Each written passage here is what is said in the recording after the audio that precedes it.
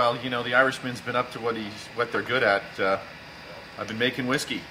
So far, besides the whiskey, we've also got some grappa here, a little Asian pear eau de vie where we grew the pear in the bottle hanging on the tree. We've got 4 vodkas, an orange, a lemon, a 100 proof, and an 80 proof. And also we have a lovely gin. So we've been up to no good, and very excited about finally being able to release some of the whiskeys, because you know, whiskey takes time. It's hard. It's a sport of patience. But you know, who's got patience when you got good whiskey sitting around? But we finally did bottle some whiskey, so we're very excited about that. We've got bourbon and a rye that was made in Indiana. We bought it on the open market, aged it for a little bit longer, and then bottled it. And those came out just fantastic. The bourbon is bottled at full cask strength, so it's over 120 proof, so very strong.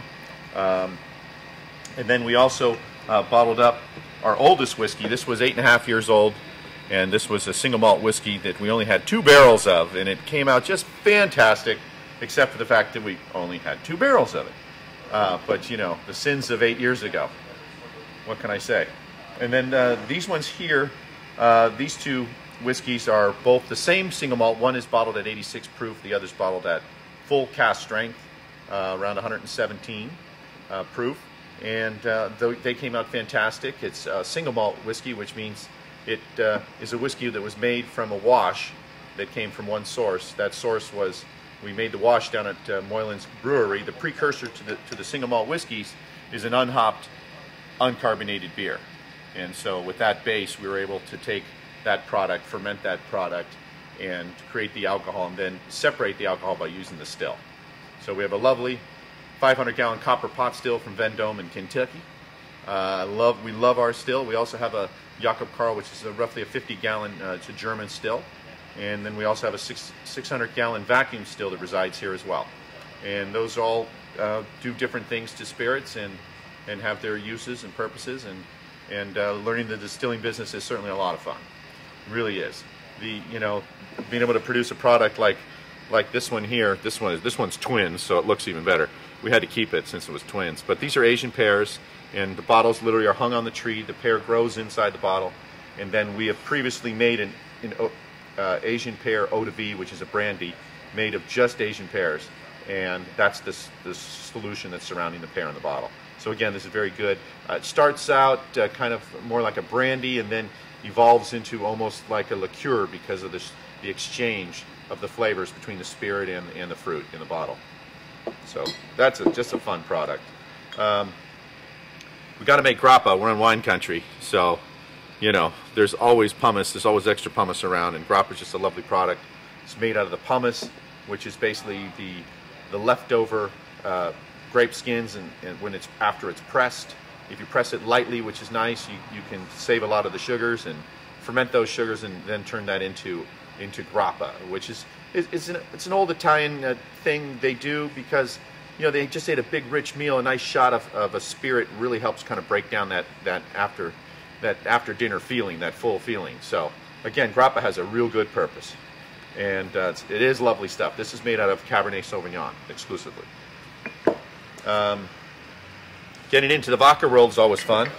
We have both 180 proof single malt vodka, and then we also have we did a mandarin orange and a eureka lemon infused vodkas, and those are just lovely. All you need with that is a little club soda, another wedge, and you're off and running. Some ice cubes, you're all set. And then for all the gin lovers, we had to go gin. So I think we used 9 different botanicals in our gin, and it gives it a nice flavor. It's bottled at 96 proof, so its gins are a little bit stronger. Helps the juniper come out at that strength, and the pink cheeks of gin drinkers, I think, too. But anyway, that's kind of our product line so far. Back in the distillery, we probably have another 200 projects that are half finished. So we're looking forward to those things coming out in the future, and as time allows, certain things just need a little more time than others. The inevitable question, why am I doing this? I'm Irish, I tell you. You know, I just love my stereotype. I get to have so much fun with it. But with a lot of craft brewers have turned into craft distillers. It's kind of a natural progression. because half the process is brewing when you're making the whiskeys, and then it's kind of a continuation of that. So we've got a great distiller here, Tim, who's up here full time and taking care of business on a daily basis. And you know, we have a lot of whiskey laying down and waiting and aging, and we've got a whole bunch of beer schnapps, which we're also very excited about. We've got a whole line of different beer schnapps that'll be coming out, and hopefully we'll have some of those out this year. We've got some of our Christmas beer that we distilled, made schnapps out of it. So we'll have the Moylan's White Christmas Schnapps for next holiday season, to name one. And then we'll see how the beer shine goes. You never know. Do people make beer? Is this do people make beer schnapps often? Is that something new? Well, a lot of schnapps that you've seen on the market over the years was more of a, kind of a sweet, nasty kind of a thing. You know, it's more of a headache giver than anything else. You know, their standard peppermint schnapps. Some of those things are useful in mixing drinks, but just, you know, when you're shooting just straight schnapps, it's ridiculous. This is more of a spirit similar to whiskey, except it's hopped, so it tastes a little different. The hops provide bitterness in the beer, and they'll provide some flowery, bitter type flavors in the beer schnapps. So, do you dream of different things in the middle of the night to make?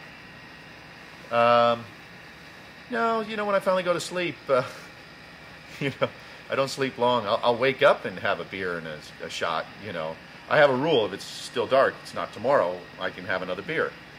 So in the summertime, you got to wake up a little earlier to make sure that happens. In the wintertime, it's not so bad. It's pretty easy to pull off. This is Ethel over here. Ethel's our 500-gallon pot still from Vendome out of Kentucky. And these guys are very busy right now. There is a renaissance of distilling going on, of small craft distilling. And we opened this place 9 years ago, and Ethel was our original still, and we still love her and treat her with all the love that she deserves. You know, copper is a wonderful thing. Copper just works better with spirits. When it touches spirits, it just makes them softer. It's just copper. It's better.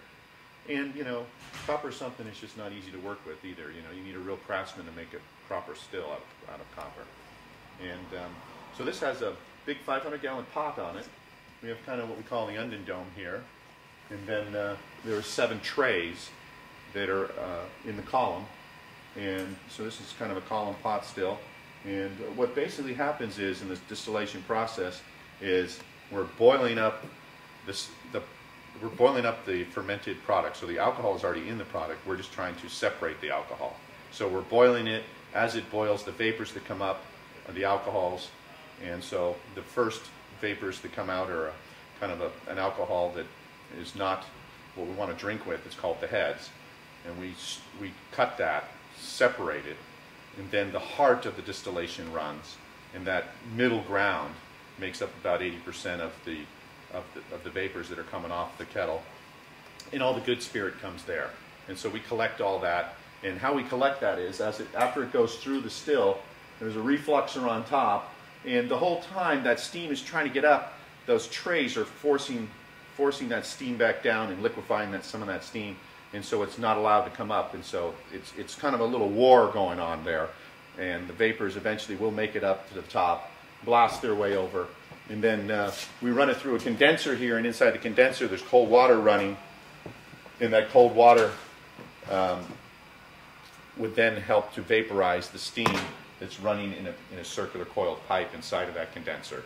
And so then it gets back to a liquid state, and it goes through the spirit safe.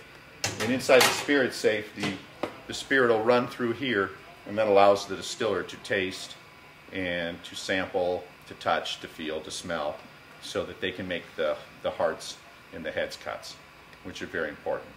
So you have the initial distillate, which you don't want in the final product. You have to separate that. You have to understand what timing it is and what temperatures that various chemical reactions are going on at, and that allows the magic to happen. So that's Ethel, and that's what she does.